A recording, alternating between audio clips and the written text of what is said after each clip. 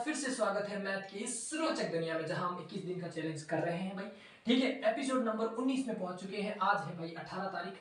आज फिर क्या नया जानेंगे। आज हम दो चीजें जानेंगे। जिस प्रकार ये पेड़ है ना, इसकी दो ब्रांचें मैंने जो निकाली है, उसी प्रकार ये जो बेसिक मैथ है या मैथ जो है, इसकी ये ब्रांचें हैं। आज हम ब्रांचों के बारे में जानेंगे। एक है अलजेब्रा और दूसरा है ज्योमेट्री। इनके बारे में हम अच्छे से जानेंगे। बीजगणित अलजेब्रा, जिसमें हम शब्द का अर्थ जानेंगे कि अलजेब्रा जो वर्ड है कहां से आया कैसे, और इसकी परिभाषा डेफिनेशन जानेंगे। भाई चर क्या होता है, अचर क्या होता है, फिर इसकी जोड़ गुना भाग जो कि है मेन होती है। फिर हम घात की बात करेंगे, फिर गुणनखंड, फिर सरसमी का बहुपद क्या होता है, गुणांक क्या होता है, ये हम सब बीजगणित के इन टॉपिकों में जानेंगे अच्छे से। ठीक है, फिर हम आगे बढ़ेंगे भाई ज्योमेट्री में। ज्योमेट्री में हम क्या करेंगे, शब्द का अर्थ वही, फिर बिंदु क्या होता है भाई, उसके प्रकार, सहायक बिंदु क्या होता है, समतलीय बिंदु क्या होता है, फिर रेखा के बारे में जान लेंगे, सीधी रेखा, वक्र रेखा, समांतर रेखा, संगामी रेखा, लंबवत रेखा, तिर्यक रेखा, प्रतिच्छेदी रेखा। फिर किरण के बारे में जान लेंगे, फिर कौन सी, वो वाली नहीं, राहुल वाली, ठीक है, किरण के बारे में, मैथमेटिक वाली, ठीक है, रेखाखंड और ये कोण और ये ग्राफ। ठीक है भाई, इनको हम अच्छे से जानने वाले हैं। चलो भाई स्टार्ट कर लेते हैं, क्यों इतनी देरी करें। चलो ठीक है जी। पहला जो टॉपिक है, पहली जो ब्रांच अगर हम कहें, ये मैथमेटिक्स की एक ब्रांच, इस प्रकार से हम आज अपना क्या करेंगे, कंप्लीट करेंगे बेसिक। ठीक है, अलजेब्रा। सबसे पहले हम क्या करेंगे, शब्द का अर्थ देखेंगे। अलजेब्रा, एल जेब्रा, ठीक है, ये जो वर्ड है एल और जेब्रा इस प्रकार से बना हुआ है, एल और जेब्रा इससे बना हुआ है, और इसका जो मतलब होता है री यूनियन ऑफ जो पार्ट्स होते हैं, री यूनियन ऑफ मतलब टूटे हुए भागों को जोड़ना। इसका मतलब क्या होता है, टूटे हुए भागों को जोड़ना, रीयूनियन ऑफ पार्ट्स मतलब टूटे हुए भागों को जोड़ना। ठीक है जी, ये तो सीधा सा मतलब हो गया। अब हम जानेंगे क्या परिभाषा, कि बीजगणित की क्या परिभाषा होगी, कि गणित की वह शाखा जिसके अंदर हम क्या करते हैं कि जो संख्या है, किसके, संख्या के स्थान पर हम संख्या के स्थान पर चिन्हों का यूज करते हैं, या फिर कभी कभी हम संख्या, ठीक है, प्लस चिन्ह दोनों का यूज करते हैं। ठीक है, तो वह शाखा क्या कहलाती है, बीजगणित। ओके ठीक है जी। अब जानते हैं चर और अचर के बारे में। चर और अचर के बारे में, चर क्या होता है और अचर क्या होता है। ठीक है, चलो चर बोले तो और अचर बोले तो। चर का मतलब होता है, इंग्लिश में इसको कहते हैं वेरिएबल। क्या कहते हैं भाई, वेरिएबल कह देते हैं। आप सीधा सा मतलब ध्यान में रखो, चर बोले तो इंग्लिश, चर बोले तो इंग्लिश। ठीक है जी। अचर बोले तो, अचर को हम इंग्लिश में क्या कहते हैं, कांस्टेंट। इसको हम कहते हैं मेथड, क्या कहते हैं, मैथ। ठीक है जी, क्योंकि मैथ में होते हैं भाई नंबर, क्या होते हैं, नंबर। तो गिनती, यहां से हम क्या कहते सकते हैं, गिनती, 1 2 3, ये क्या है, अचर ही तो कहलाते हैं। और चर का मतलब होता है वेरिएबल, इंग्लिश का जैसे x y और z, इनकी वैल्यू मतलब यहाँ पर हम वैल्यू अगर पुट करेंगे x की जगह y की जगह, तो वो चेंज होगी, यहाँ पर चेंज होगा और ये कांस्टेंट ही रहेगी। ओके, तो ये हो गया हमारा चर और अचर का पॉइंट। चलो भाई आगे बढ़ते हैं, बहुत बढ़िया। ठीक है जी भाई, जोड़ गुणा भाग और घटाव जान लेते क्या है, जोड़। ठीक है, सबसे पहले प्लस की बात करते हैं। मैंने क्या चर और अचर जान लिया, चर है x प्लस एक्स। अब इनको करेंगे x और x क्या आ जाएगी, 2x, ये तो हो गई जोड़। अब घटाव में जैसे मैंने कहा 2x है, 2x में से x गया इस प्रकार से, तो क्या बचा, x बचा, है ना, x बच गया। फिर हम बात करते हैं गुणा की। मैंने कहा कि 2x की गुणा जब मैं कराऊंगा x से तो क्या होगा, x। अब यहाँ पर हमने एक सीधी से यहाँ पर देख सकते हैं, घातांक नियम में हमने क्या जाना था कि आधार समान है तो घातें जुड़ जाएगी, इसके ऊपर कुछ नहीं। ठीक है, तो क्या हो जाएगा, 2 हो जाएगा, तो x स्क्वायर हो जाएगा। ठीक है, चलो भाग के बारे में जान लेते हैं क्या है। तो मैंने कहा 2x भाग x है, या फिर मैं इसको ये कह सकता हूँ कि 2x अपॉन x। तो x से x कट गया तो आंसर क्या आ गया, 2। बस हो गई जोड़ गुणा भाग। ठीक है ना, तो ये चारों चीजें हो गई। चलो बढ़िया जी, अब आगे बढ़ते हैं। यहीं से हम पता लगा देते हैं कि भाई घात कहां पर है, घात, है ना, क्या कहा मैंने, घात। घात और घातांक नियम हमने अच्छे से जान लिए हैं भाई। तो अब यहाँ पर ज्यादा तो जानने की जरूरत नहीं है। मैंने कहा 3x² प्लस 2x प्लस 3 है मान लो, ठीक है। और यहाँ अब मुझे क्या कहा कि बहुपद की घात, बहुपद भी अच्छे से जानेंगे। अब मुझे कहा कि घात निकालो, क्या निकालो, घात की बात कहे तो अधिकतम घात में आपको यहाँ पर क्या देखना है, अधिकतम देखना है। क्या देखना है, बहुपद की अधिकतम घात जो है वही इसकी क्या कहलाती है, घात। तो यहाँ पर कितनी है, 2 है ना, फिर 2 इसकी क्या हो जाएगी, घात हो जाएगी, है ना। इसके ऊपर कुछ नहीं, मतलब 1 है, ठीक है। तो ये हो गई घात की बात हो गई। ओके जी, बढ़िया। अब आगे बढ़ते हैं गुणनखंड की ओर, इसके आगे गुणनखंड की ओर बढ़ते हैं, ठीक है जी। गुणनखंड को हम क्या कहते हैं भाई, फैक्टर कह देते हैं। फैक्टर का मतलब क्या होता है, तोड़ना ही तो होता है। हमने कहा कि बीजगणित है क्या, टूटे हुए भागों को जोड़ना, टूटे हुए भागों को जोड़ना, तो यहाँ पर तोड़ना फोड़ना ही चलता रहता है, ठीक है जी। हम एक एग्जांपल लेते हैं कि x² माइनस 8x प्लस का 12, ठीक है। और x², ठीक है, यहां पर नीचे ले लेते हैं कि x² माइनस का 4x माइनस के 12, ठीक है जी। अब गुणनखंड कैसे किया जाता है मैं आपको समझाता हूं। सबसे पहले क्या करेंगे, हम जो बाहर वाले भाग हैं उन दोनों की जो क्या कर देंगे भाई, गुणा कर देंगे। तो इसके आगे कुछ नहीं, मतलब एक तो है, तो मैंने कहा क्या हो गया, 12 आ गया, ठीक है जी। अभाज्य गुणनखंड अब कर लो 12 के, तो 12 के जब हम अभाज्य गुणनखंड करेंगे तो यहाँ पर 2 का गया, फिर यहाँ 6, फिर 2 का गया, फिर 3, फिर 3 का, फिर ये, तो क्या हो गया 2 इंटू 2 इंटू 3, तो इसको मैं 2 इंटू 2 इंटू 3 कर सकता हूँ, ठीक है। तो 12 के बराबर ही तो होगा। अब हमें क्या देखना है, ट्रिक इसकी क्या है वो हमें सीखनी है, ठीक है। सबसे पहले तो आपको क्या देखना है, पीछे वाला नंबर जो है, जैसे अगर ये प्लस है, अगर ये प्लस है तो यहाँ पर जो होगा, इसके आगे ये माइनस है, ये माइनस है, ये सेम टू सेम आप उतार दो भाई, माइनस का माइनस उतार दिया, ठीक है जी, माइनस। अगर ये पीछे प्लस है तो यहाँ जो होगा वो सेम होगा, ठीक है, साइन सेम होगा। और यहाँ पर अगर माइनस है तो यहाँ पर क्या होगा, एक प्लस, माइनस है तो दूसरा प्लस होगा, ये सीधी सी बात है। ओके चलो ठीक है जी, यहाँ पर भी माइनस आ गया। ओके, अब क्या करना है, टुकड़े करने। तो 12 के ऐसे में क्या टुकड़े करूं कि यहाँ पर क्या आ जाए, 8 आ जाए, क्या आ जाए, 8 है, क्योंकि प्लस का यहाँ पर क्या प्लस है ना, तो प्लस का भाव आ रहा है, तो प्लस का भाव आ रहा है, तो उस हिसाब से हम 12 को क्या मैं ये कह सकता हूँ कि 6 गुणा 2, 6 गुणा 2 क्या होते हैं, 12 ही तो होते हैं, है ना। तो इस हिसाब से मैंने कहा कि 4 गुणा 3, तो भाई 12 तो होते हैं, लेकिन 4 और 3 कितने होते हैं, 7 हो जाते हैं, है ना। प्लस करो या माइनस करो, हमें क्या करना है, बीच वाली जो संख्या है क्या है, 8, 8 को लाना है, प्लस का भाव है तो प्लस की तरह से लाना है, ठीक है। क्या आएगा, 6 इंटू 2 कितना हो गया, 12। तो पहले तो बड़ी संख्या लिख लो आप 6x, फिर लिख लो छोटी संख्या तो 2x लिख लिया, ठीक है। बाकी जो है वही रख लो, x² का x² प्लस का प्लस, ये 12 आ गया, ठीक है जी। अब ले लो भाई कॉमन, क्या कर लेना है, कॉमन ले लो, ठीक है। यहाँ पर भी यही कर लेते हैं, सबसे पहले 12 का क्या आ जाएगा, यहाँ पर 12 पहले हमने इन दोनों की गुणा की, तो मैंने कहा 12 की गुणा कर, ठीक है। 12 आगे क्या निकाल दी, मैंने कहा कि 4 गुणा 3 जो होता है क्या हो जाएगा, 12 हो जाएगा, ठीक है जी। अब 6 गुणा 2 कितना होता है भाई, 6 गुणा 2 कितना, 12 होता है। तो यहाँ पर क्या ये यूज आ गया है का, क्या बिल्कुल आ जाएगा, क्या दिक्कत है। तो मैंने कहा 6x प्लस 2x हो जाएगा, 6x प्लस 2x हो जाएगा, ठीक है। तो ये x² का x² आ गया, ये माइनस का 12 का माइनस का 12 हो गया।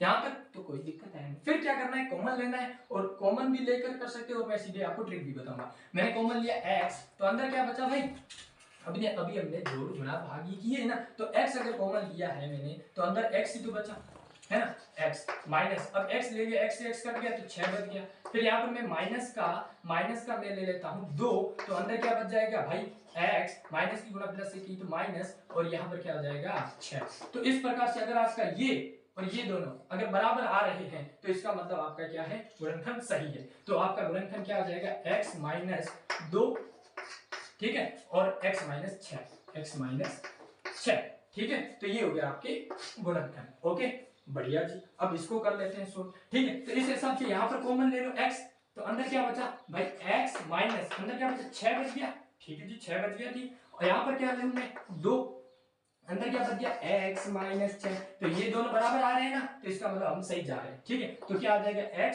प्लस 2, एक तो ये गुणनखंड हो गया, और दूसरा क्या हो गया, x माइनस 6, ये हो गया इसके गुणनखंड, ठीक है जी। अब ये वाले क्या हम सीधे निकाल सकते हैं क्या, बिल्कुल निकाल सकते हैं। ट्रिक क्या है, ये जो निकले है ना x माइनस 2, x माइनस 6, तो जो हमने ये दोनों लिए हैं, क्योंकि इसको ही तो बांटा है हमने, माइनस 4x को तो यहाँ पर बांटा है, तो यही तो किया है, और क्या किया, तोड़ा ही तो है, ठीक है ना, तोड़ा ही तो है, ठीक है जी। तो यहाँ पर क्या आ जाएगा -6x है, ये -2 है, तो हमारा एक तो निकला x -6, तो x -6 x -2, तो ये आ गया। तो इस हिसाब से x -6, हाँ x -6 x + 2 x + 2, तो ये भी आप ऐसे ट्रिक से पहचान सकते हो। ओके ठीक है जी, गुणनखंड भी हो गए अच्छे से। चलो बढ़िया, आगे बढ़ते हैं। घात हो गई, गुणनखंड हो गए, अब थोड़ा जान लेते हैं सर समीकरण, थोड़ी बाद में जानेंगे, पहले बहुपद को जान लेते हैं इसके बारे में। बहुपद के बारे में, बहुपद को हम इंग्लिश में कहते हैं पोलिनोमियल, पोलिनोमियल, ठीक है। बहु मतलब कि अधिक, है ना, जिसमें बहुत सारे पद हो वो बहुपद कहलाता है, बस सीधी सी बात है। इसमें होता है बीजीय व्यंजक, क्या होता है बीजीय व्यंजक। भाई बीजीय व्यंजक क्या होता है, जिसमें चर और अचर, इन दोनों का क्या होता है भाई, कॉम्बिनेशन, कॉम्बिनेशन होता है, तो उसे हम क्या कहते हैं बीजीय व्यंजक कह लेते हैं, ठीक है। यही बहुपद में आते हैं, ठीक है जी। अब एक होता है रेखीय, रेखीय है ना, आपने सुना होगा रेखीय, द्विघात, फिर त्रिघात, है ना, ये प्रकार होते हैं किसके, बहुपद के। अगर मैं बहुपद के प्रकार की बात करूं तो रेखीय बहुपद हो जाएगा, द्विघात बहुपद, है ना, त्रिघात बहुपद और शून्य बहुपद, अलग अलग, ठीक है। अब रेखीय की बात करूं तो ax + b, ax + b, द्विघात की कर दूं तो ax² + bx + c हो जाएगा। त्रिघात की करूं ax³ + bx² + c x + d हो जाएगा, ठीक है। अगर शून्य की करूं तो ax की पावर 0 हो जाएगी, bx की पावर 0, ठीक है ना, x पावर, तो इस प्रकार से ये शून्य हो जाएगा। ओके, तो ये हो गए इनके प्रकार।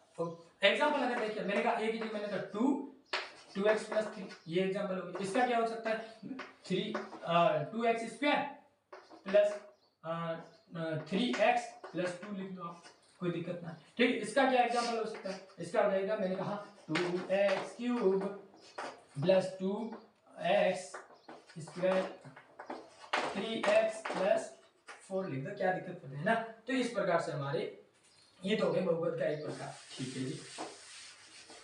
अब पद के अकॉर्डिंग भी तो प्रकार होता है, चलो उसको भी जान लेते हैं पद के अकॉर्डिंग, ठीक है। एक पद होता है ना, एक पद होता है, द्विपद होता है भाई, क्या होता है द्विपद होता है। अरे यार त्रिपद भी होता है, बता दे, चलो। और लास्ट में बचा क्या, बहुपद, आजा इसको भी लिख लेते हैं, ठीक है।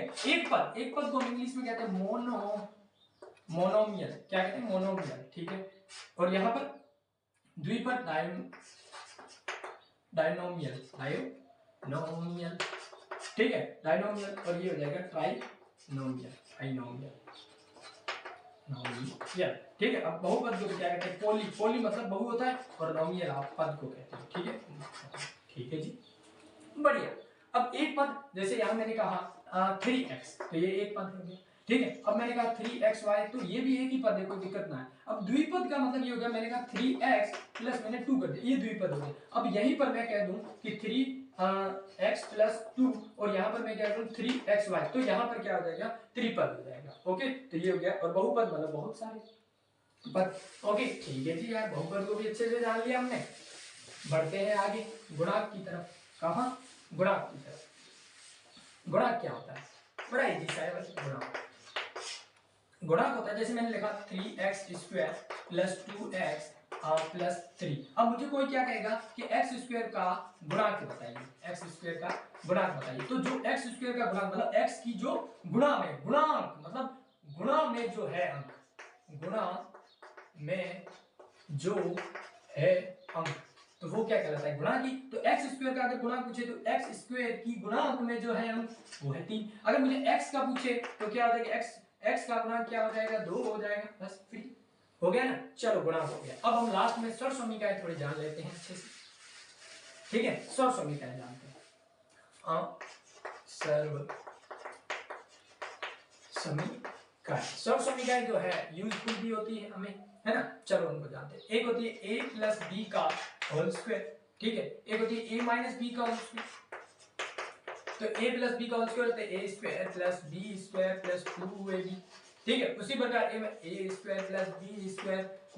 2ab, दो तो हो गई, ठीक है। अब तीसरी जानते हैं, a² - b² = a + b, a - b, ठीक है, ये भी जान ली। अब a + b का क्यूब जान लेते हैं, तो क्या आता है a³ + b³ प्लस 3ab, ठीक है, a प्लस b, ओके जी। a माइनस बी का क्यूब जान लेते हैं क्या होता है, वही same to same a cube, ठीक है, a cube minus b cube minus 3ab, a minus b, ठीक है, ये हो गए। अब कितने हो गए, 1 2 3 4 5, ठीक है जी। आगे जान लेते हैं क्या दिक्कत, a cube minus b cube क्या आ जाएगा, और a cube plus b cube, ठीक है, a cube minus b cube, a cube plus b cube, ठीक है जी। इसको क्या हम कह सकते हैं, a माइनस b, इसको a प्लस b, ठीक है जी, लिख लिया। अब क्या आ जाएगा, a स्क्वायर यहाँ लिख दो, a स्क्वायर यहाँ लिख लो, b a b यहाँ लिख लो, a b यहाँ लिख दो, यहाँ पर b स्क्वायर लिख लो, यहाँ पर b स्क्वायर लिख लो, ठीक है जी। अब क्या करना है, यहाँ पर माइनस है तो यहाँ पर प्लस कर देना, यहाँ पर प्लस है तो यहाँ पर माइनस कर देना, बाकी ये प्लस ही रहेगा, ओके। तो ये कुल मिलाकर 1 2 3 4 5 6 7 7 फॉर्मूले हो गए, ठीक है। इनको क्या करना है, हम कहाँ पर यूज करते हैं भाई, याद तो कर ले, यूज कहाँ करना है, आएगी भाई गणित आगे एडवांस, है ना, तो उनमें हम अच्छे से यूज करें, वैल्यू पुट करनी होती है हमें, ए और बी मान के सीधी वैल्यू पुट करो, अच्छे से हो जाएगा, है ना। चलो बढ़िया, दो और एक और जान लेते हैं भाई, कौन सी, जो कि बहुत बार पूछी भी जाती है कभी कभी, ठीक है ना, तो वो है a plus B plus C का होल स्क्वायर, क्या कहती है, a square plus B square plus C square, ठीक है, 2ab 2bc 2ca, है ना। तो इस प्रकार से ये हो गई हमारी आखिरी सरसोमिता। तो सरसोमिता भी हमने अच्छे से जान ली, है ना। तो ये हम सरसोमिता आती कैसे, ये बनी कैसे भाई, a प्लस बी का अगर मैं बताऊं, a प्लस बी का स्क्वायर का मतलब ये हुआ कि a प्लस बी, है ना, गुना a प्लस बी। अब क्या करना है, a की गुना पहले a से करो फिर b से करो, तो मैंने a की गुना a से की तो a स्क्वायर आया, ठीक है जी। अब a की गुना b से करूंगा तो ab आ जाएगा, ठीक है जी। अब b की गुना a से करो तो क्या हो जाएगा, ba कहो या ab कहो कोई दिक्कत ना, फिर b की b से करो तो b स्क्वायर आ जाएगा। अब ध्यान से देखो, ये तो मैंने a स्क्वायर लिख लिया, ठीक है, ab और ab क्या हो गया, अब ये मैंने बताया था जोड़ना, ठीक है, 2ab हो गया प्लस b स्क्वायर का b स्क्वायर, तो ये बन गई। तो सरसोमिता बनाना भी कोई इतना है नहीं, ठीक है, तो बना गई बढ़िया। तो इस प्रकार से हमने जान ली बीज गणित, है ना, अलजेब्रा अच्छे से जान लिया, ठीक है जी। अब क्या है, अब है हमारा ज्यामिति, क्या है, ज्यामिति, ज्यामिति बोले तो जियोमेट्री, ज्योमेट्री, है ना, ज्योमेट्री। चलो बढ़िया, सबसे पहले हम जानते हैं इसका शब्द का अर्थ, है ना, ज्योमेट्री जो है उस शब्द का अर्थ क्या है। ज्योमेट्री को अगर मैं कहूं जियो प्लस मेट्रोन वर्ड से बनी हुई, ठीक है, जियो का यहां से मत है, मतलब क्या हो जाएगा, अर्थ, जियो का यहां से क्या मतलब है, अर्थ, और मेट्रोन का यहां से अर्थ है M for metron, M for measurement, क्या हो जाएगा, मेजरमेंट, ओके जी। मतलब यहां पर हम कह सकते हैं कि स्टडी ऑफ शेप्स, है ना, शेप्स, फिगर, ठीक है, साइज, तो इनकी जो स्टडी की जाती है वही क्या है, ब्रांच कहलाती है हमारी ज्योमेट्री कहलाती है, ओके, ज्योमेट्री कहलाती है, ठीक है जी, बढ़िया। ये तो होगी ज्योमेट्री का सीधा सा अर्थ हो गया। तो शाखा भी वही परिभाषा क्या हो जाएगी कि गणित की वह शाखा जिसमें हम किसका अध्ययन करते हैं, साइज का करते हैं, है ना, फिगर का करते हैं, ओके, तो ये हो जाएगी, शेप का करते हैं तो वो हो जाएगी ज्यामिति, बढ़िया जी, ठीक है जी। अब क्या जानेंगे, अब जानेंगे बिंदु क्या है, इसमें हमने पॉइंट लिया था ना, बिंदु, बिंदु बोले तो पॉइंट, इसको हम क्या कहते हैं, पॉइंट। पॉइंट से यहां से मतलब आपका ये है कि एक लोकेशन, एक लोकेशन, कि मैंने यहाँ पर कोई यहाँ पर एक ये क्या है, एरिया है। अब यहाँ पर मैंने कोई, मुझे, मैं यहाँ पर खड़ा हूँ और मुझे कहीं जाना है तो वहां पर एक पॉइंट होगा ना कि हाँ इस पॉइंट से मुझे इस पर, तो ये एक लोकेशन जो मुझे मिली है तो वही क्या कहलाती है, पॉइंट कहलाती है, ओके, क्या कहलाती है, पॉइंट कहलाती है। और पॉइंट भी अलग अलग प्रकार की, जैसे हम लोग और जान लेते हैं, हमने कहा एक है सरेख और एक है समतलीय, ठीक है जी। सरेख का मतलब होता है को लीनियर, ठीक है, और समतली का मतलब यहाँ पर आ जाएगा को प्लेनर पॉइंट, को प्लेनर पॉइंट तो है ही, है ना। चलो बढ़िया, सरेख का मतलब ये होता है कि बिंदु जो होंगे, जो बिंदु है वो एक सीधी रेखा हो, बिंदुओं का जो समूह है जो एकदम सीधी रेखा में हो तो उसे हम क्या कहते हैं, सरेख, ठीक है, क्या कहते हैं, सरेख। और समतलीय मतलब एक ही तल में, एक ही तल में हो, एक ही तल में। जैसे मैंने कहा ये इस प्रकार से बिंदु अलग अलग ऐसे बने हुए हैं, क्या है, अलग अलग, और एक ही तल में हो, एक ही तल में। अगर मैं अभी ग्राफ हम सीखेंगे x और ये y हो, तो वो एक ही तल में है। जैसे वो 2D होता है ना, 2D, तो एक ही तल में है या नहीं, तो ये क्या कहलाता है, हमारा समतल्य। ओके, संरेख बोले तो बिंदुओं का जो समूह है वो एक सीधी रेखा में हो। इस प्रकार से समूह जो है ये क्या है, सीधी रेखा में है, तो उसे हम कहते हैं संरेख। समतुल्य मतलब एक ही तल में हो। ओके जी, बढ़िया बढ़िया जी। अब जान लेते हैं थोड़ी रेखा के बारे में। रेखा, शाहरुख खान ने उसको देखा, ठीक है, चलो बढ़िया। रेखा, रेखा बोले तो लाइन, रेखा बोले तो लाइन। लाइन क्या होती है, यहाँ पर लाइन होती है कि अनंत। हम अगर कहें नो, अगर इसका पॉइंट की बात करें कि यहां पर इनफाइनाइट है ना, अनंत, नो एंड पॉइंट कह सकते हैं, नो एंड पॉइंट। और यहां पर भी no end point, no end point. तो यहां से यहां तक, यहां से यहां तक कोई एंड पॉइंट नहीं है यहां पर। तो इस प्रकार से यहां अनंत जा सकती है, यहां पर अनंत जा सकती है। तो इसको ए और बी से कहें, तो ए और बी जो है यहाँ पर रेखा है, और रेखा को कुछ इस प्रकार से हमने देखा है, तो ये हो जाएगा इसका साइन। ओके जी, रेखा हमने जान ली। अब प्रकार जान लेते हैं कि रेखा की कौन कौन से प्रकार है। चलो जानते हैं।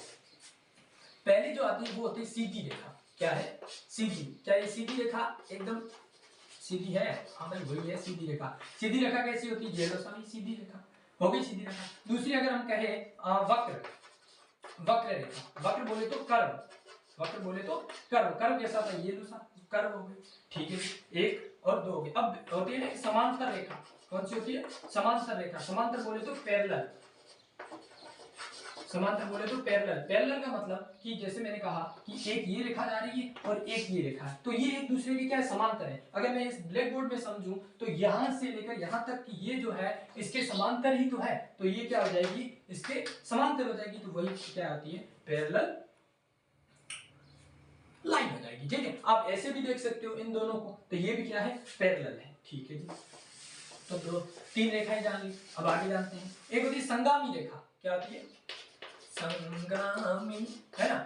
संगामी बोले तो concurrent, concurrent line. Concurrent line क्या होती है ना। संगामी, संगामी बोले तो इस प्रकार से यो यो यो यो, एक ही पॉइंट से कितने कट रहे है ना, एक ही पॉइंट से कितनी चीजें, कितनी लाइनें कट रही है, तो ये संगामी हो गई। ठीक है जी, संगामी हो गई। समांतर हमने देख ली, संगामी देख ली। प्रतिच्छेदी क्या होती है भाई, प्रतिच्छेदी से पहले हम जानते हैं तिर्यक, है ना। किसके बारे में, तिर्यक। तिर्यक रेखा क्या होती है, तिर्यक बोले तो ट्रांसलर, है ना, ट्रांसलर, है ना, ट्रांसलर। तो यहाँ पर क्या होती है, एक सीधी सी ये होती है क्या, तिर्यक रेखा। प्रतिच्छेदी रेखा क्या होती है भाई, प्रतिच्छेदी, प्रतिच्छेदी क्या होती है, जो काटने का काम करती है ना। तो जब दो तिर्यक रेखा एक दूसरे को काटती है तो वो क्या कहलाती है, प्रतिच्छेदी रेखा। क्या कहलाती है, प्रतिच्छेदी रेखा। ठीक है जी, बढ़िया जी यार, बहुत बढ़िया। ठीक है, प्रतिच्छेदी रेखा हो गया एकदम अच्छे से। ठीक है, अब एक जान लेते हैं लंबवत रेखा। क्या होती है, लंबवत रेखा। लंबवत रेखा बोले तो परपेंडिकुलर, परपेंडिकुलर।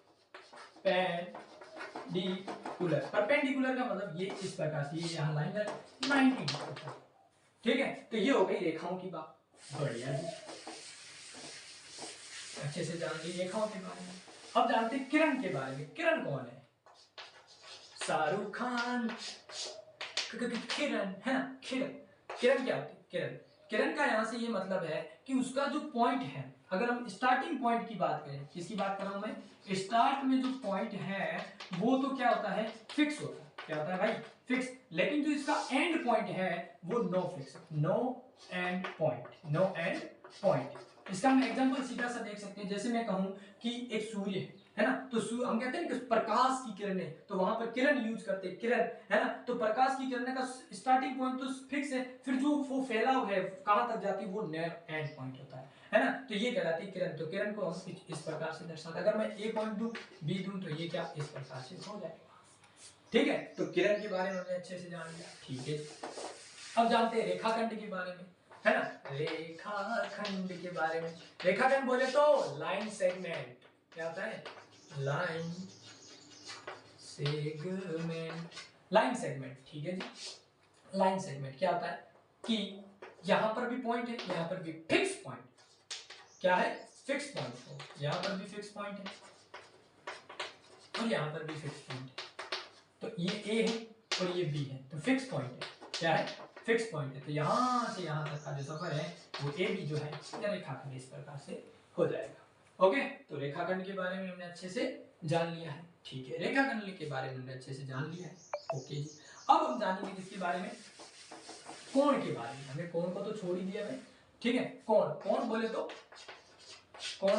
एंगल, कोण बोले तो एंगल। एंगल का मतलब ये होता है अगर मैं दो किरणों को देखूं, जैसे उसका स्टार्टिंग पॉइंट क्या फिक्स होता है, तो यहां से यहां तक जा रही है, यहां से यहां तक जा रही है, दो किरणें, मैंने एक का नाम दे दिया ए, एक का नाम दे दिया बी, ठीक है। उन दोनों के बीच में जो यहां से जा रही है, इन दोनों के बीच में जो झुकाव है, क्या है, इन दोनों, जैसे ये इधर किरण जा रही है, इन दोनों के बीच में जो ये झुकाव है, ये कोण थीटा, यही क्या कहलाता है एंगल। ओके, क्या है, इन दोनों के बीच का झुकाव क्या कहलाता है एंगल, ठीक है। हमने प्रकार तो जान लिए थे भाई, समकोण है ना, न्यून कोण, अधिक कोण,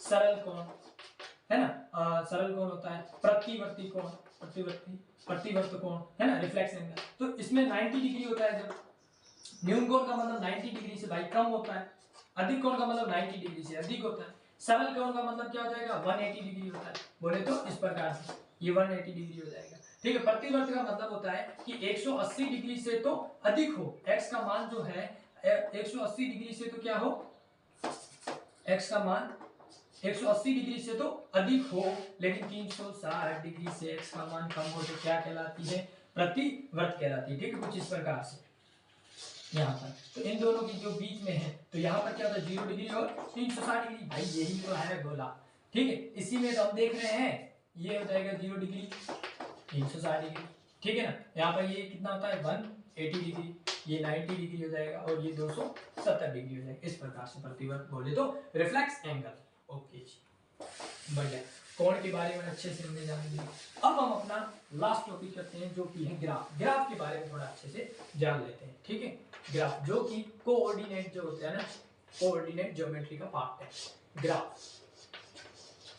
क्या कह रहा हूं मैं, ग्राफ। ग्राफ क्या होता है कि इस प्रकार की लाइन होती है, ठीक है, लाइन, इसमें 1D 2D 3D इस प्रकार से बनती है। तो ये जो लाइन है यहां से, इस लाइन को हम क्या कह सकते हैं, एक्स एक्सिस होती है ना, एक्स एक्सिस, यहां पर वाई अक्ष, ठीक है, एक्स और वाई इस प्रकार से। तो एक्स एक्सिस पर जो होगा वो होगा यहाँ से 1 2 3 इस प्रकार से बढ़ते जाएंगे, 1 2 3 4, है ना। यहाँ पर जो सेंटर में जो पॉइंट होगा, केंद्रीय बिंदु जो होगा या फिर मूल बिंदु कह सकते हैं, वो होता है भाई 0,0। आपको हमेशा ध्यान में रखना है कि मूल बिंदु के निर्देशांक क्या होते हैं 0,0। अब मैं यहाँ पर लिखूं 1,0, है ना, तो 1, फिर पहले x आएगा, ठीक है, और फिर y आएगा, ये आपको ध्यान में रखना है, x और y। अब आपने भुज और कोटि सुना होगा, भुज और कोटि, तो x जो होता है वो होता है भुज, और क्या होता है यहाँ पर कोटि क्या हो जाएगी y, ठीक है, x और ये y। ऊपर की ओर अगर हम देखें तो ये 1 ये 2 ये 3 ये 4 इस प्रकार से बढ़ता है ना। तो ये यहाँ पर 1+2। इसके ऑपोजिट अगर देखूं ये x, तो यहाँ पर x डैश जो होगा ये माइनस में होगा, क्या होगा माइनस में, तो -2 -3 -4 इस प्रकार से। नीचे अगर देखूं तो -1 -2 -3 -4 -1 इस प्रकार से बढ़ता रहेगा, है ना। तो x एक्सिस तो हो गया हमारा पॉजिटिव, यहाँ पर क्या हो जाएगा इस प्रकार से। ये होता है इतना कोऑर्डिनेट जो होता है, अगर मैं first coordinate, second coordinate, third coordinate और फोर्थ कोऑर्डिनेट, तो फर्स्ट जो होता है वो प्लस प्लस होता है, सेकंड जो होता है, और इन दोनों इसके सामने वाला जो होता है ये माइनस माइनस होता है, और ये होता है प्लस और माइनस होता है, और यहाँ पर ये होता है माइनस और प्लस, इस प्रकार से कोऑर्डिनेट के निर्देशांक होते हैं। ओके, चलो बढ़िया, ये भी हमने अच्छे से जान लिया। अब मुझे कोई कहे कि तू ग्राफ में 2,3 दर्शा, 2,3, तो मैंने कहा 2 तो भाई x है और y क्या है 3 है, तो x यहाँ पर देखो 2 ये रहा, y देखो 3 तो ये रहा, तो इस प्रकार से मैं क्या है यहाँ पर एक पॉइंट मिलेगा, उसको मैं 2,3 लिख सकता हूँ, 2,3 लिख सकता हूँ। चलो भाई बढ़िया तरीके से मिटा देते हैं, ठीक है। तो हमने इस प्रकार से ग्राफ को भी अच्छे से जान लिया। एक बार मैं आपको फिर से बता देता हूँ कि ये होता है x, ये होता है y, ये होता है x डैश, ये होता है y डैश, ठीक है, x एक्सिस वगैरह ये हो गया, ठीक है। मूल बिंदु के निर्देशांक होते हैं 0 0। अब मुझे कोई कहे कि 3, -2 को दर्शा भाई, तो मुझे पता है x, यहाँ पर ये 3 तो है x और ये -2 क्या है, y है, और x क्या है, भुजक और यहाँ पर y क्या है, कोटि। तो ये भी हम अच्छे से कोटि और भुज निकाल सकते हैं। ठीक है जी।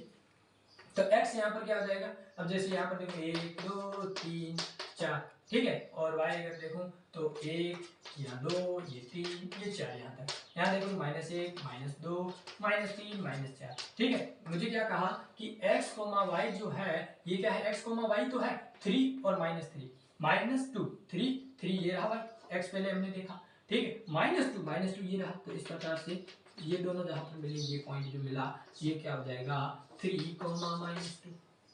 ओके, तो ये होता है ग्राफ। हम आने वाली क्लासों में अच्छे से और भी ग्राफ बनाएंगे एकदम मस्ती से, ठीक है। अब ये बेसिक के लिए इतना ठीक है, चलो बढ़िया, ठीक है। तो इस प्रकार से हमने क्या कि बीज गणित को जाना अच्छे से, ठीक है, बीज गणित को जान लिया और हमने थोड़ा बहुत जान लिया अच्छे से, और जान लिया ज्यामिति को, इसको ज्यामिति बोले तो ज्योमेट्री को अच्छे से जान लिया। तो इन दोनों के अच्छे से हमने बेसिक क्लियर कर दिए, ठीक है जी। इस प्रकार से हमने बीजगणित और ज्यामिति को कर दिया क्रिस्टलाइन क्लियर, ठीक है ना। तो चैनल को करें लाइक, शेयर और सब्सक्राइब।